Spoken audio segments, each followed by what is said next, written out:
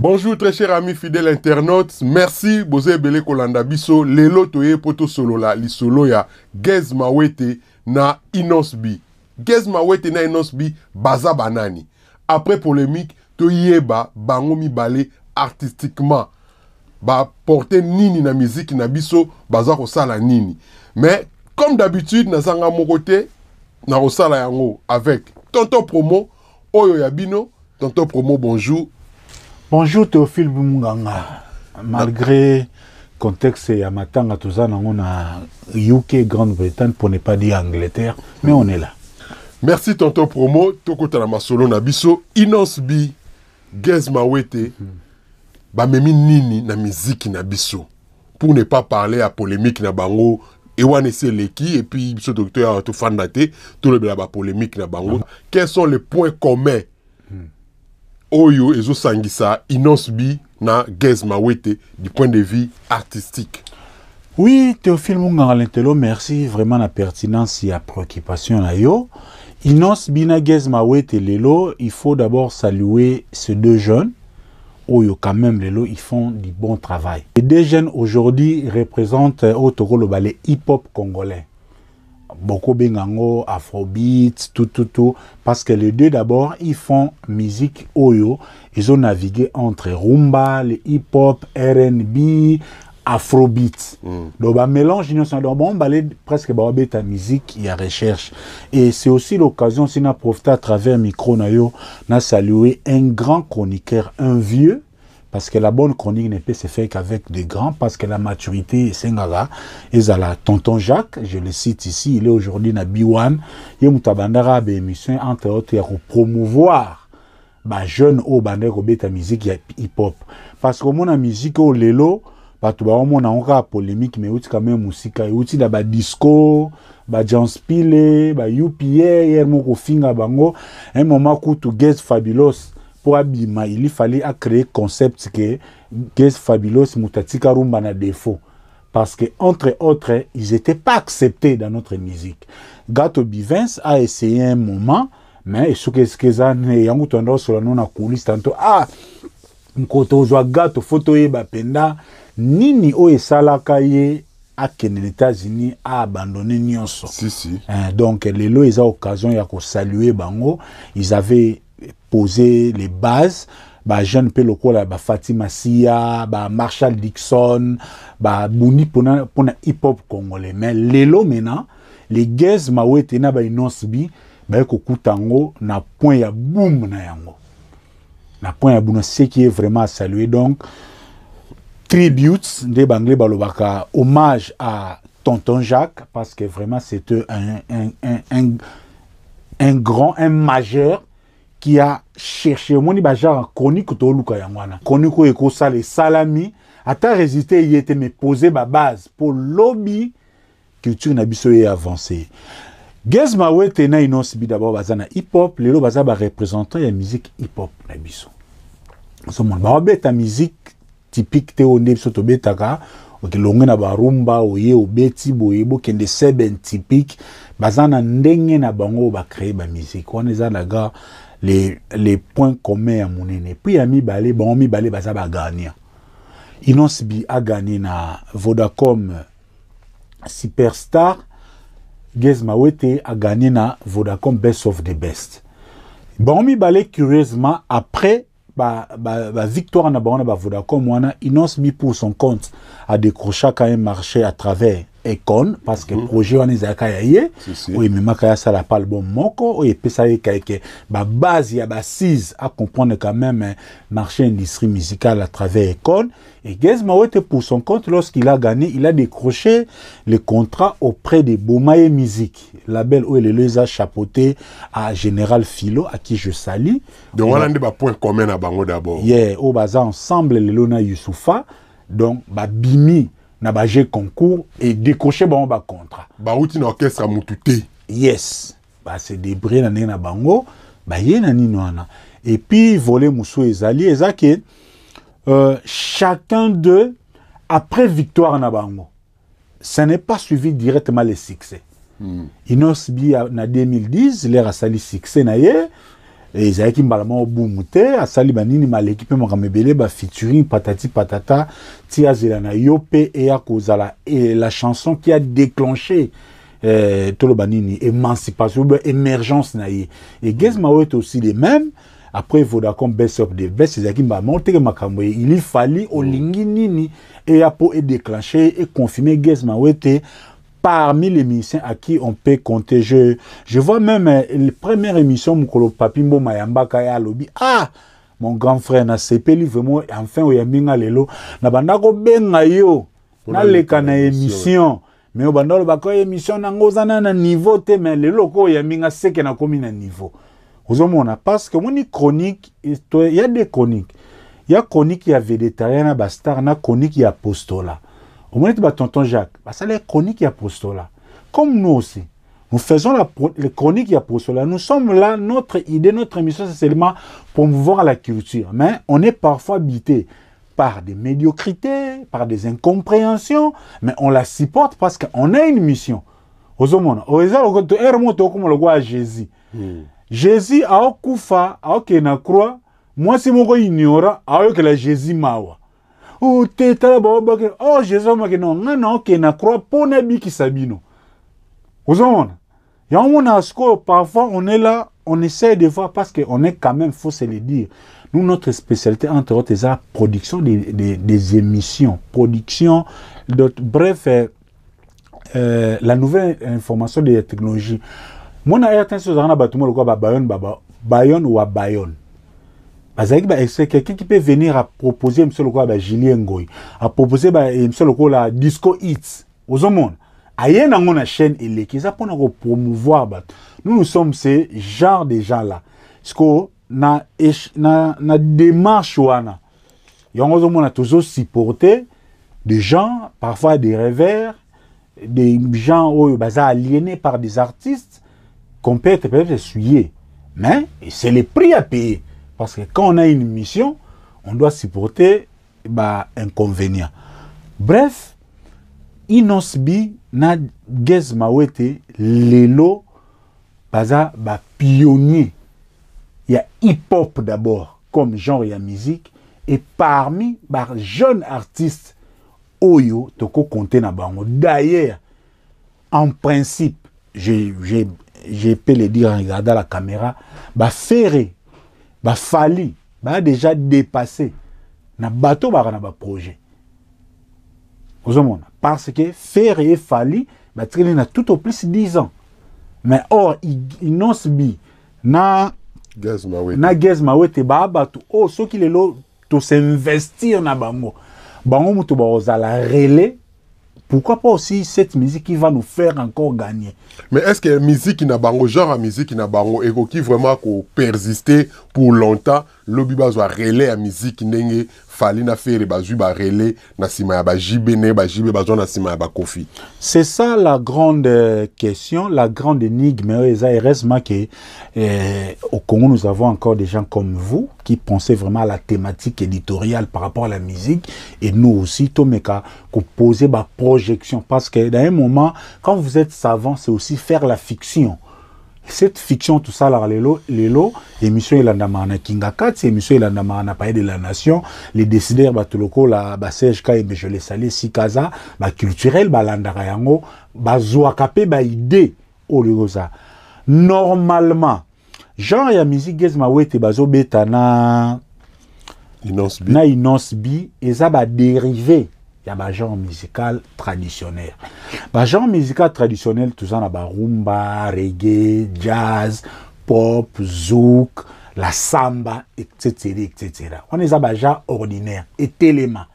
Et j'en profite à l'occasion pour dire que ceux qui croient que la rumba est kosuka, ils doivent continuer à rêver. Parce que rumba déjà, ils ont assise makasi. Et outil en Afrique, na beaucoup qu'on a biso, avec l'exportation, l'esclavagisme, et que libanda, et que na anti raté yango, et vandi sko le lorum et vandi na Colombie. Na ba Amérique wana na ba anti, et si ka ba africain oyo, ba za d'esclaves, les batike ba liberté, ba zongil na genre musique. Et les grands calais, ba ke na ba kiba ba zu yango, ba zongisi yango pa na biso, to fignolé, en tout ça là on a des temps. rumba chanter na mélodie na rumba danser otobenga même la sebe neza rumba ozomona ça fait partie ya rumba on eza musique evandi parce que le problème ya rumba lelo ezaka promotion ya l'état a accompagné par rapport à les enjeux. Oh maintenant musique bagez mawete ba obete za ba dérivé za banini. La rumba par l'animation a produit les soukous. Or les soukous et qui est saltanon les soukous a fait régner ba wilo bongonda a wilo longomba ba kanda bongo man ba kantani boma ba Horus Mabele il a laki. Et s'il. Après, on a les Ivoiriens, bah, Kotibiso, coupé décalé. Coupé décalé, ça s'appelle variante, il y a animation. On était à Bill Clinton, bah, Juno Mumbafu, bah, peut-être ce qu'on a bah, beats, parce qu'on a ce qu'on avec l'avènement de la musique électronique. Les musiques électroniques, il y a coupé décalé et bimi. Et ça, l'état n'a pas, coupé décalé et koufi. Bah, Nigérian, les lobaye, bah, qu'il y a afrobeat. Bah, basé en anine. Base ya rumba na musique traditionnelle mais ba kena on a ba beats ou électronique mingi à l'américain ozomona skoyo ezo sa pesko tanango la grande question est-ce que Afro Congo musique urbaine congolaise auto créer lelo hip hop congolais autoza est-ce que eko perdirait comme un genre musical naturel comme la rumba les reggae les jazz. Or, ezaka katan. Naro répondre le loté, nazo salaka alerte. Na gez ma wote na inosbi ke ba beta musique il y a dérivé à genre. Oh yo, parce que la musique est culturelle, qui dit culture est dépendant pe na ba mers, pe na ba époque. Ozomona. Or la rumba, les jazz, les reggae, les zouk, et ça de tous les temps. Au moins même air moi tana États-Unis ba R&B yaki. Ozomona, ermo salente kita techno eye. Donc nous c'est ça ba genre dérivé à musique. Mais on espère qu'on a encore beaucoup de temps avec ça et surtout avec l'avènement de l'internet, ils ont fait ça que si même les ministères de la culture, les futurs ministres autres là avec le gouvernement les plus attendus, ceux qui a rosala na flair, y a reposé ma base. Pour saisir l'occasion où il y a hip-hop et qu'on s'ajouter dans la musique, parce que l'avantage de la musique c'est d'abord universel. Rumba et quoi nouye mutumo azaki a prêté terre ya koyoka yango.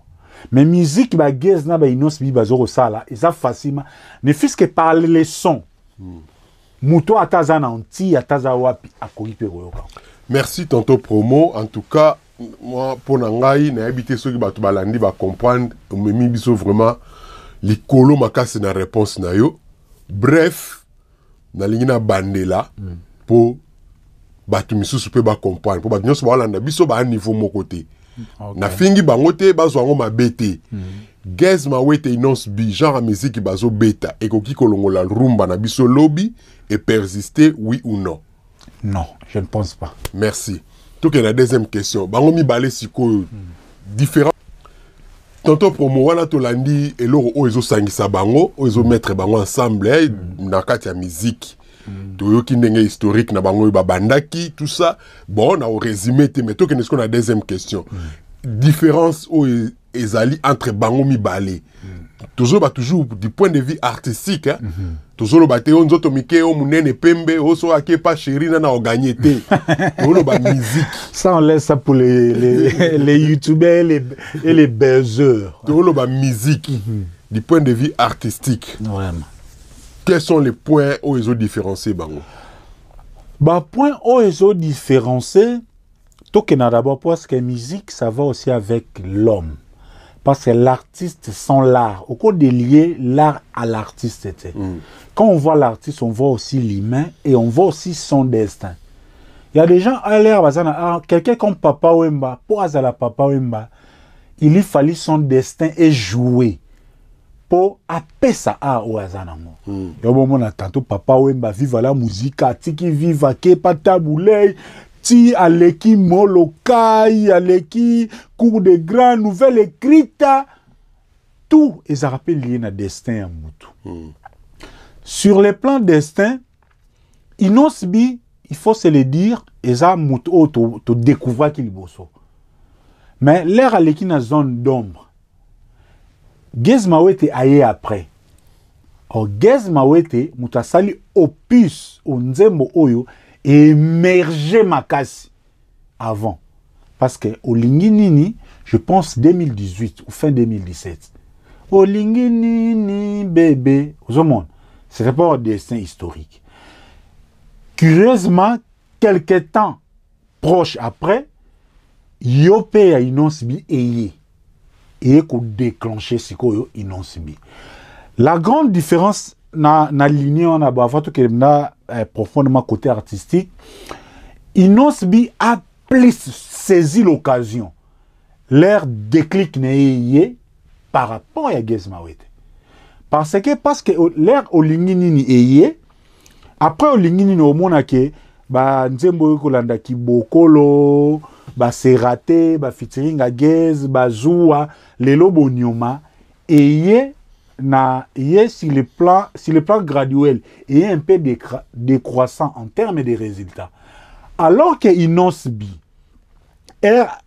déclic ya Yope Salami pan depuis Yope 2019 till le 2021 2 ans oyo eza déjà il y a la fièvre d'Inonsbi. Résultats sont les mêmes thèmes. Après Yope Hollande, bon, en passant par exemple à Bédachou, où les cas qui est un peu timide, mais les raïens en Hollande, ils ont là, et garder na cap. Les lots sous même et tché sous na cap. Le sali que au cours de 2 ans, Inonsbi a circuité Gez Mawete. Vous avez Inonsbi a bimé avant 2010, Gez Mawete a eu mois après. Gez Mawete Olingi et sali succès avant Biloko et Belé.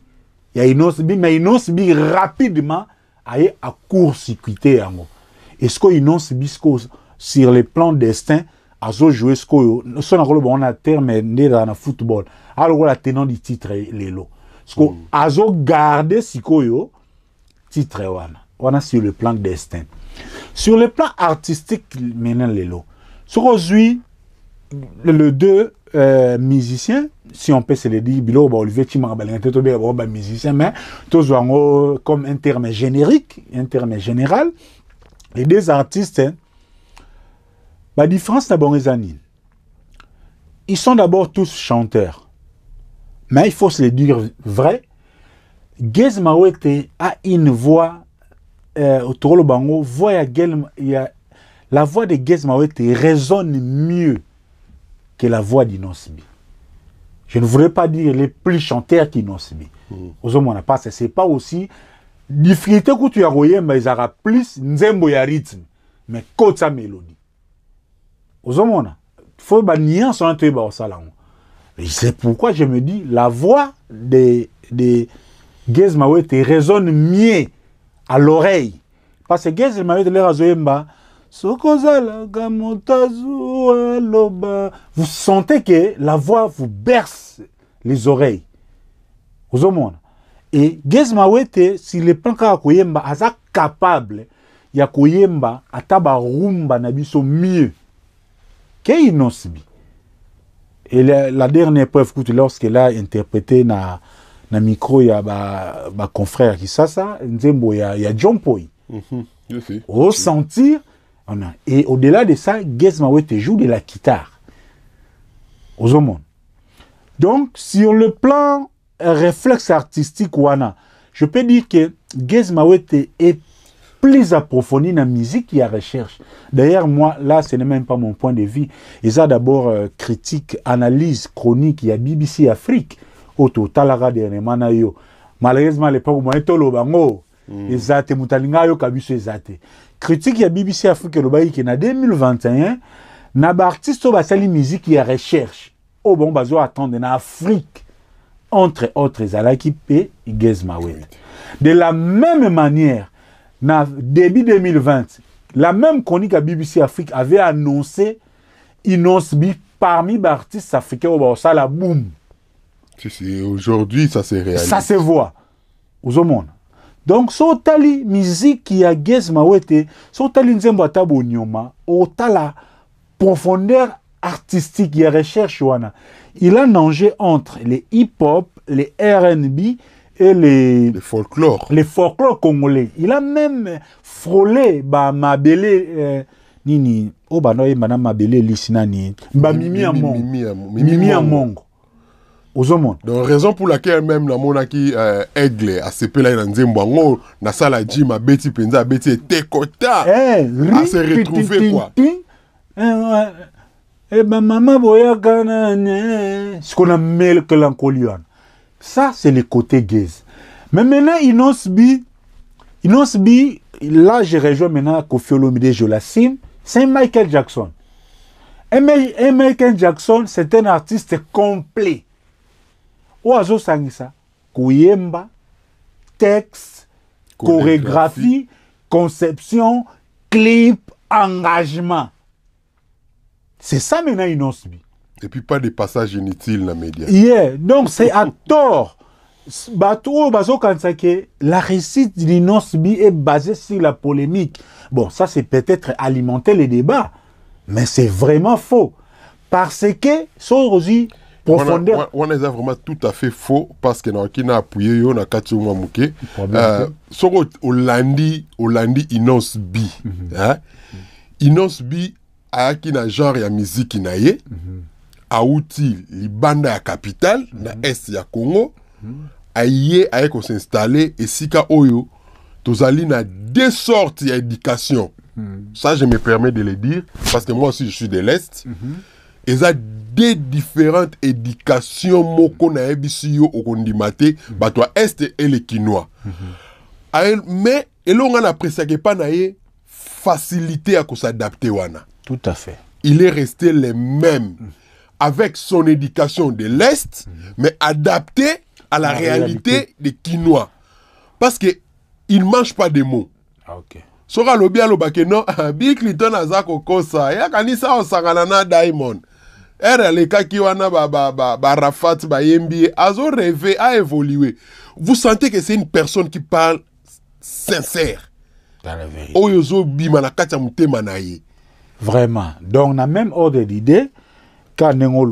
Merci entre autres pour votre contribution dans cet échange vraiment que j'estime riche.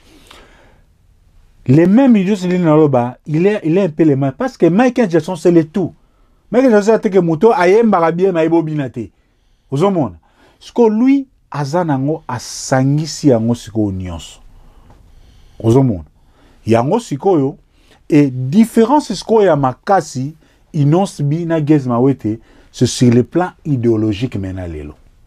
Tu vois Gez Mawete au sali au linginini et simbi. Mais comment tu fais pour linginini et perdire au yasima ezalikolo ya au linginini? C'est que Gaz n'est pas vraiment réussi. Mais Inos B l'air à sali. Vous savez que les gens, je ne voudrais pas na kota na makanisi Inos B, mais je pense lorsqu'a fait à Salaki, Couronne et Kotil Kolantaba. L'idée est réalisateur, je suis réalisateur de vidéos, j'essaie un peu de lire aussi l'idée à Achille Balou, mais comme réaliser des clips. Quand on fait un clip, faut et là au moins le attirer bateau. Qu'on fait le après ça pendant beaucoup de temps. De belles filles, taille guitare. Parce que au-delà il y a Washington, là on a fille moi bien, qu'on fait bien habillé. Donc clip bon faut clip sous texte clip faut leur mourir donc ce qui est là maintenant c'est le visuel. Yes ce qu'on est bon à ça peu jeune avec que l'on est intéressé bateau taba mora la ti couronne.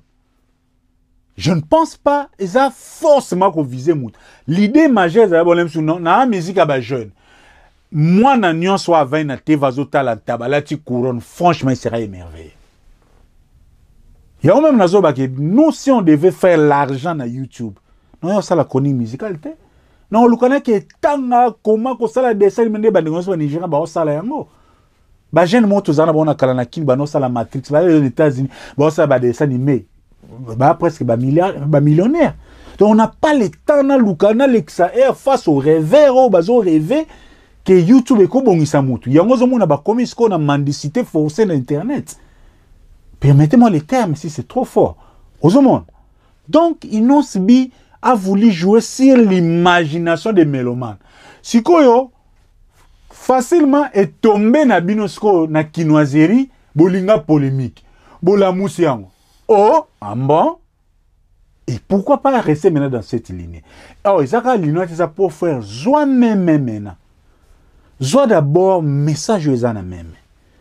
Combien de jeunes les lots, comme ils ont fiançailles, comme ils ont ménopause? Mais là, les gens en parlent pas. Les gens parlent de Ndeke ou à la ligne na mabele. Yango siko na. Oh, le message est tellement profond que. Yango monitolba qui désormais, tous en radar, mais commentaires te répondent. Les journalistes indépendants, ceux qui sont alignés aux artistes, on ne va pas répondre, on va faire le travail de la culture, n'en déplaise aux oiseaux des mauvais augures, n'en déplaise à ceux qui ne comprennent pas encore. Aux monde.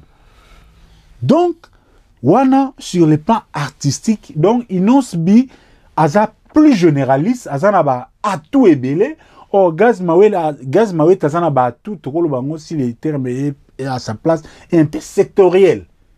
Mélodie a bien, chant a bien, on s'arrête et puis à un mot classique. Deuxième volet, différence à ma case, c'est sur les encadrements. Parce que ne peut réussir, aucun artiste ne peut réussir sans encadrement. Mais tous ils sont encadrés par leurs membres des familles. Hein?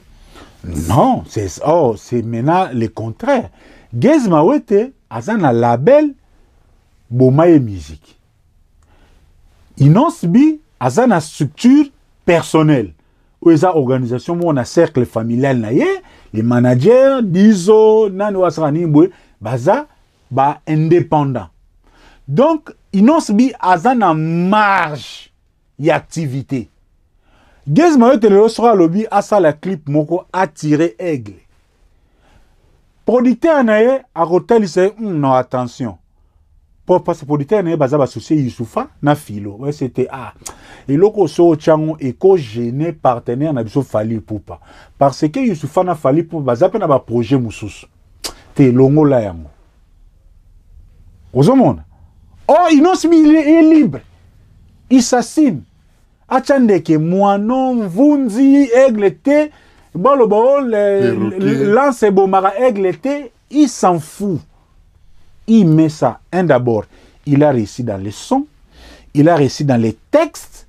Déjà Nzembouana sans clip, c'est une chanson qui a déjà accroché. Les clips des séries sur les gâteaux. Aux hommes. Donc, ce qu'on indépendant, c'est ça là qui Inos B Aza très autonome. Et puis, bah, producteur ya Gez Mawete, ce sont des gens, Bali Misanga, baza na réalité, il y a compétitivité à la musique congolaise. Parce que ce sont des gens, oh, ils ont produit bien affilé.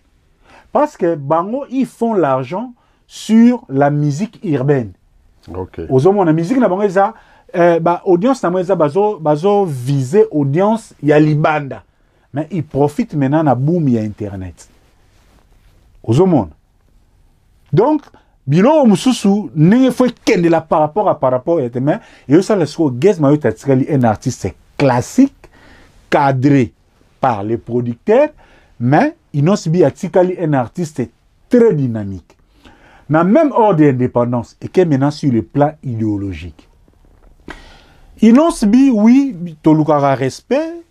Alignement dans la musique parce que oui musique au kutabatu et bandi les lote tout le monde a même l'air bazaiko pour bima fallait parrainage bataboulay ba puyaka ba franco même mema ba papa ma visa 80 on a poto donc un artiste au kutibatu rose à la position te keboko tutana.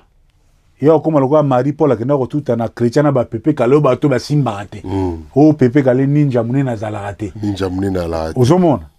Il faut osala na observance moko d'abord par rapport au baza à succès na ba ba sala ebele. Siko est comme des lectures différentes.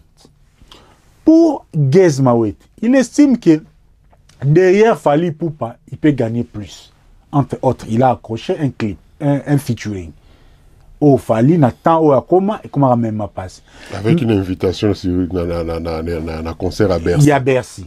Et ça, bah, bénéfice. Mais Inos Bi lui estime.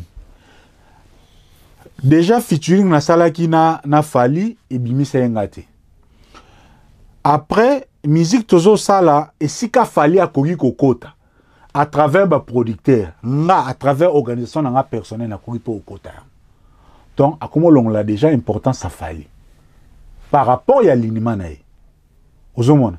Ce qu'on a déjà, aïe, bah on va bimi ça qui non, bah vie. Aïe, à bousculer ma vie. Oh, mais ça le rôle là, et ça le rôle, mon lettre va au col là.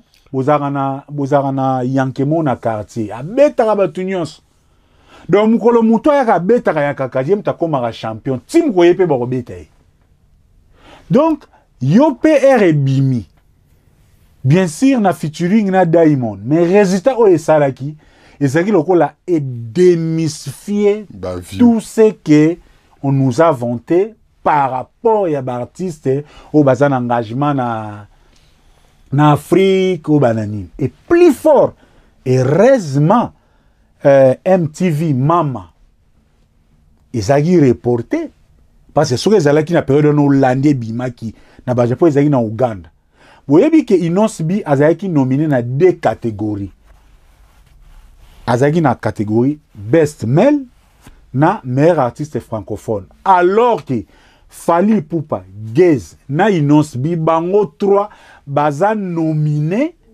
na meilleur artiste francophone. Et heureusement, ba reporter la mama wana. Parce que devoir wana ya ko voter, na biso ba warrior, exercice ba sa na disque d'or, ba nge ba salon sou fois de parce que il y a za loko la shit ya ba tour jumelle ya New York. Ya New York. Imaginez Inos Bi a gagné Fali Ipupa na Gez Mawete na catégorie à meilleur artiste francophone. Donc, il a peine donc, Wossi Sainte Koué, Ben Laden, Abimi. Skoyo, Inos Bi, fort de toutes ces réalités, il peut avoir les respects na Fali Ipupa. Mais à kolinga sou ko s'aligner na yete. Ozomona si le plan idéologique c'est tout ça.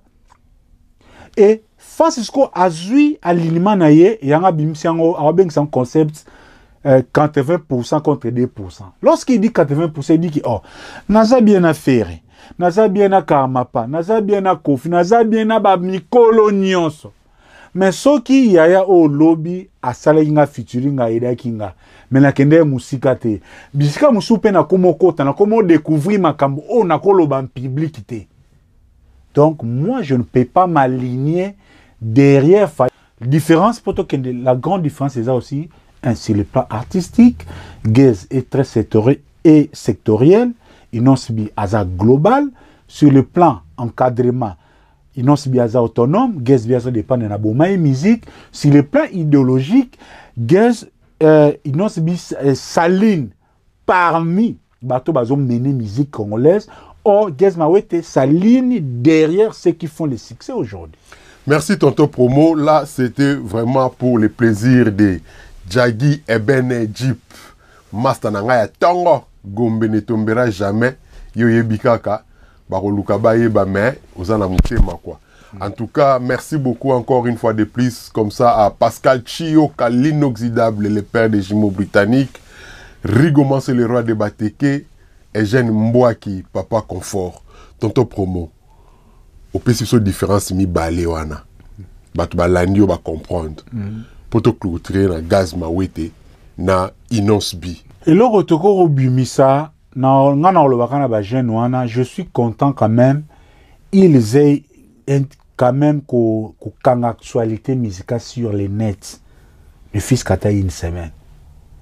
Oyo, ils ont la couronnement ya hip-hop congolais. Parce que Sika, Ferré, Fali, Baza, Toze la légende, Toze la Nibuto, Vejoski, Toze la Matanga Naye, Bouya. C'est là où même j'interpellerai Gez Mawete à saisir l'occasion Oyo. Parce que polémique, ça profite plus à Gez Mawete. Tout à fait. Yeah. Tout à fait. Parce que grâce à la guerre Oyo, Lelo, Nacho, Bameke Kosala, et Salié P à Sala, émission, à s'expliquer, tout le monde peut découvrir que, oh non, Gez vraiment c'est un chanteur. Vous avez monde. Lelo peso Gez, le bien, mais Inos bi na terre ya rumba. Charumba contre rumba. Et ko compliqué pe Inos bi. Vous avez monde. Mais Inos bi sko azana lisu ya musika ebi ko kursi court-circuité Gez Mawete. Ebi ke a izalokola ayibi eloko kaka na biloko mbilo toleka bato bamona ki yango te. Tuna ngeloni Inos ayibeke. Ayibi ebonioma. Pour les Gez Mawete abimisi bonioma. Inos atali kamwana azui koto ri titititi achango kota suka oyo yebite abengi dizo studio bakoti papa ba jusqu'o yo mbunda bangala bakoti sko na ba temps fort ya nzembo alebe koko sko sangisa be koko texte ndeke na clip donc effacer les tableaux mbalamor ils ont ça que bref aujourd'hui s'il faut se le dire Inos Bi a déjà très avancé par rapport à Gez où on peut pas mâcher les mots mais ils a guerre est à horizontalité, vous avez période mais mon razaboui. Parce qu'il y a qu'à boire avoir les pères. Qu'est-ce que tu as 20 ans, mais quand tu as intérêt à la performance. Ils n'ont sa côté dans le laboratoire, il va tabler à la concert et bimi.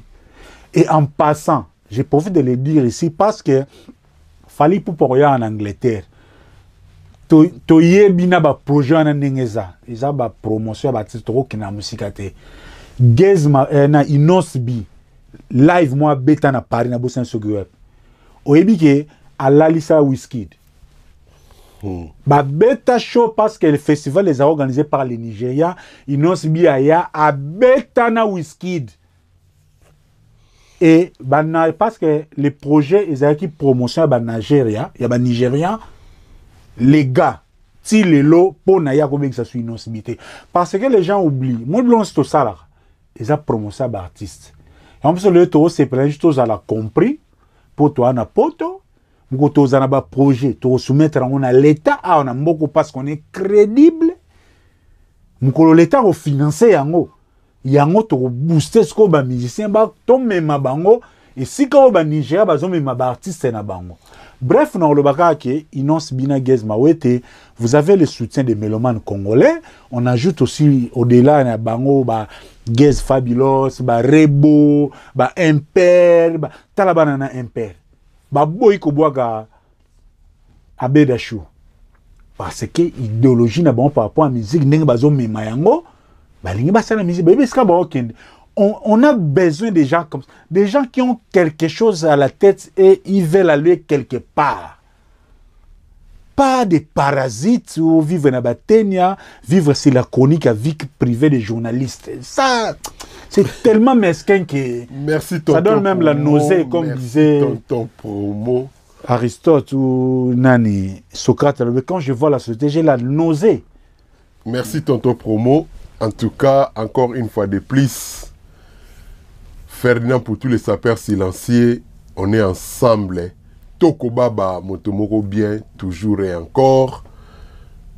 Riki Sengele, Bakourage Ebele, Dekos Mukoko, Yayo Yangoana, Ladinga Masata, prêtre, Nakatia Bruxelles. On est toujours ensemble, sans oublier Alain Pelamochoa, Afande.